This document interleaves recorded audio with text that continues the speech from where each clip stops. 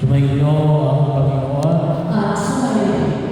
Noong pong nakaraang linggo ay pinagdiwang namin ang dakilang kapistahan ng batang si Jesus.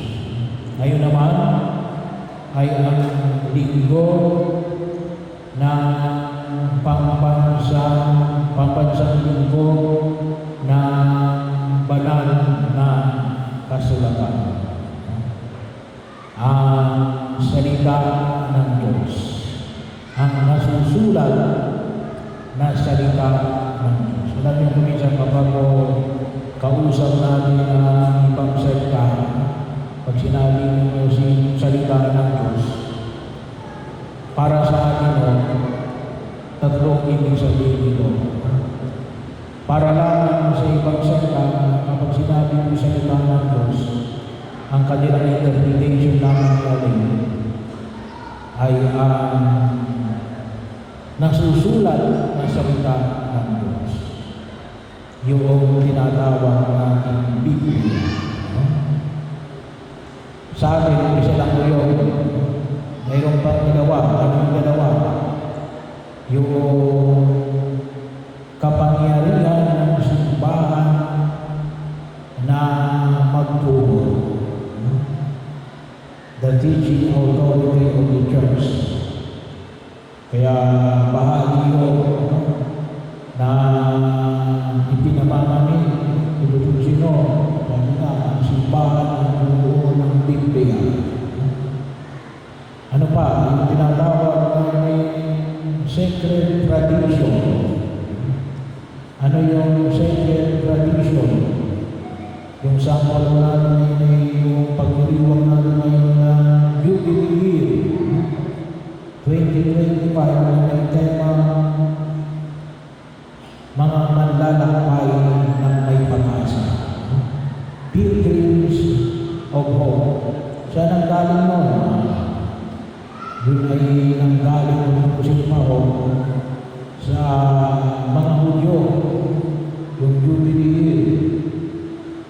Before 1964, ang Jubilee ay every 50 years lang. Yun yung tradisyon. Kaya na ninais na ito ay paikliin sapagkat hindi naman lahat ay umaabot ng 50 years. Ginawa every 25 years. Pero yung sample ng tinatawag natin sacred tradition. Kaya kapag sinabi natin ang salita ng Diyos, ang ating interpretation bilang mananampalatayang Kristiyano na Katoliko ay nasusulat ng salita ng Diyos bilang isang bahagi nito. Kaya ang pinagdiriwang natin ngayon sa araw na ito ay ito muna, Biblia, ang nasusulat ng salita ng Diyos. At bahagi yun na nakita natin na sa banal na kasulatan, mula pa po ng lumang tipan, ay ito ay bahagi ito na pinagbabasihan ng ating pagmamahal. Kaya sa unang pagbasa natin muli, yung ipinahayag ng propeta ni Elias na nagturo sa mga Hudyo kasama si ang propeta ng Ezra na hinanaw mula sa banal na kasulatan ang mga ipinamamanig sa mga Hudyo. Ganun din ako sa ikalawang pagbasa, paanyaya sa atin natin, tayo ay binigyan ng isang espiritu ng Diyos. Sa Ebanghelyo ay tinuturo sa ating yung na ang aklat na ito, ang aklat na binasa mula sa Ebanghelyo ni San Lucas ay primarily para kay Teofilo. Ito ay talagang San Lucas para kay Teofilo. Pero ginagamit natin ngayon bilang bahagi natin tulad ng kanyang pinamanig. Nagsalisip siya ng maayos mula doon sa mga saksi na pagkilos ng ating Panginoong Jesus. So bahagi yun. Kaya may 2 puntos natin na nais na wala pang pinagnilayan ngayon para sa magliliwang natin ng National Bible Sunday. Una, yung ipinahayag sa atin natin na Jesus, sumasa akin ang Espiritu ng Diyos. Sumasa akin ang Espiritu ng Diyos. Sabi ko nga sa sulat ni San Pablo, sa ikalawang pagbasa sa mga taga-Korinto, tayo lahat ay tumanggap ng isang Espiritu.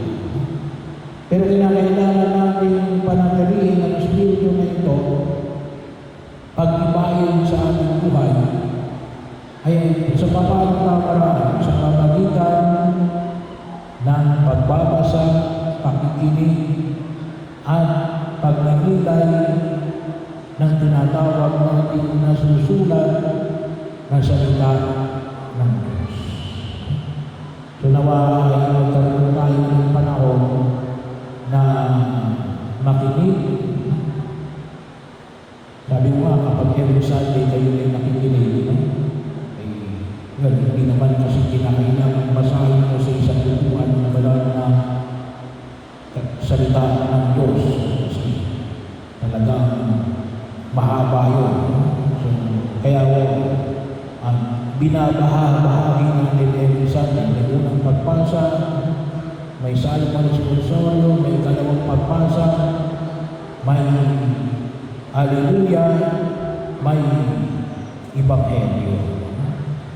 So kaya sana po ay makinig tayo. Hindi lang yung Ebanghelyo. Kahit na yung mga nabanggit na mga pagbasa. At maging bahagi ng ating pag-inilan. Yun ay every Sunday, kung tayo ay gusto niyo magbasa every day, yung mga Biblia kayo, kung tingin, madali na kayo. Kasi may cellphone kayo, may smartphone, ang daming application sa banal na kasulatan. Yung iba, may Facebook, nakikita nyo, may mga nagsishare din ng mga biblical passages. Pero kung nilalimutin ko, kung kayo ay nag-i-interpret naman, yung ali@mapuri.com.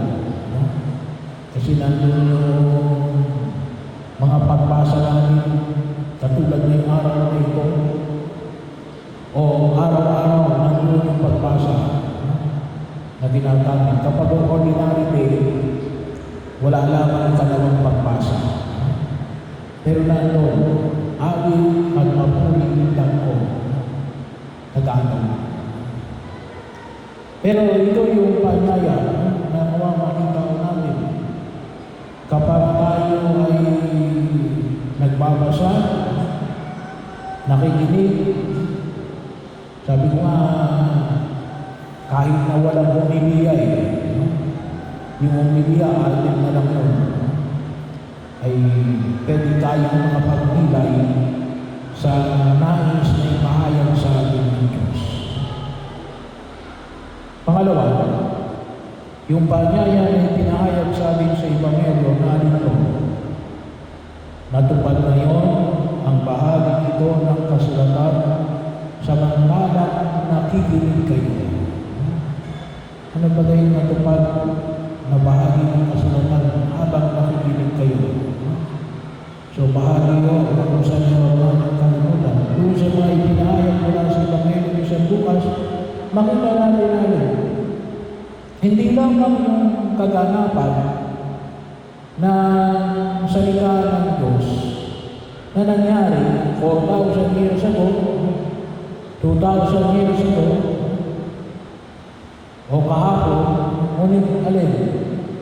Yung mismo ngayon, ano yung natutupad ngayon na nakita natin ng salita ng Diyos? Hindi lamang doon sa inyong kapitbahay. Kasi kung minsan sinasabi na natupad sa akin yung salita. Hindi lang po yung pangarap natin na natupad. Ngunit ganito, yung salita ng Diyos sa ayon sa kanyang kalooban. Ano ba yung kalooban ng Diyos na natupad sa akin? Kaya kung minsan, mayroong malalim na pagninilay na makikita natin. Hindi lang ito yung gusto ko, hindi ito kung ito ay alin. Bahagi ng kalooban ng Diyos.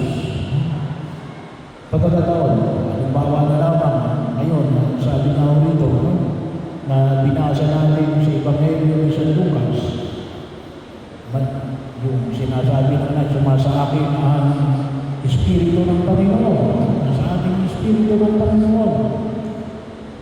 Hinirap niya ako upang ipangaral sa mga lupa ang mabuting balita. So, bahagi ko, na ngayon, naririnig ninyo yung mabuting balita, lalong-lalo sa mga lupa. Kaya, ako rin ko yung nagpapasalamat sa inyong patuloy na pagsuporta sa ating mga programa at mga proyekto na isa sa katuparan natin yung ating mga programa. So sabi ko na, lalo-lalo na yun, pag tayo ay umakyat sa dalalan, medyo mahirap na yun, pag-akyat sa dalalan kasi nire-repair.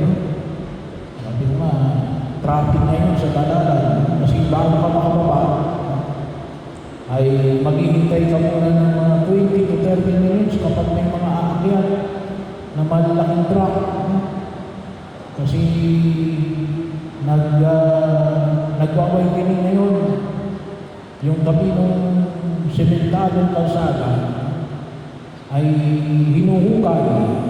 Kaya wala kang ngayong matatabihan, nandun ka lang sa muna sa itaas habang hindi nakakaakyat yung malalaking dump truck.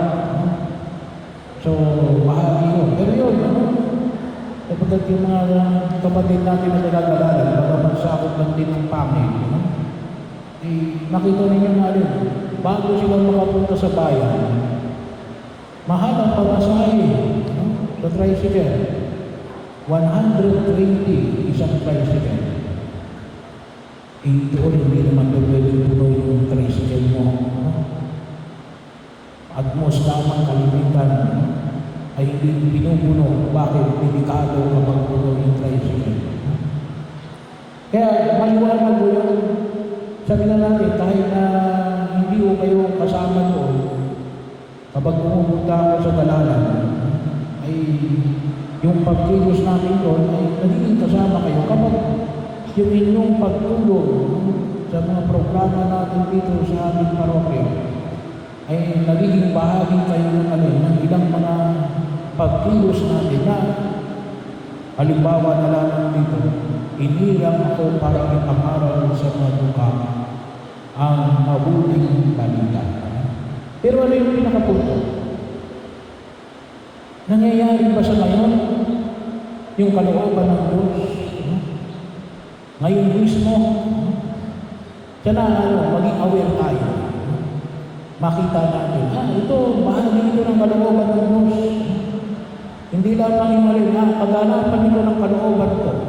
That's good. If you are aware of it, yan ang kalooban mo. Pero ibig sabihin, ito may kalooban ng Diyos. Mamaya, may bibinyagan tayo. Kaya po yung binyag natin mag-aral ng linggo, ay nilagay natin sa misa, at diba, para din mismo yung mga nagpapabinyag nagsisimba.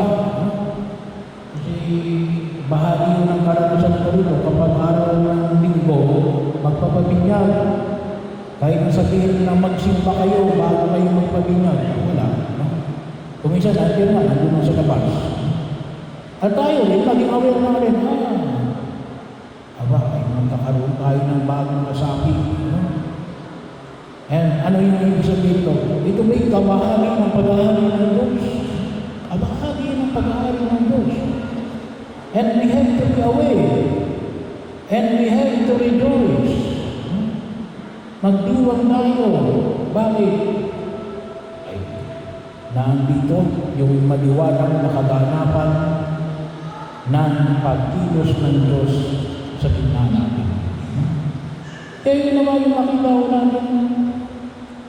ho natin, nagkakaroon ng kaganapan ang bahagi na ito ng banal na kasulatan habang nakikinig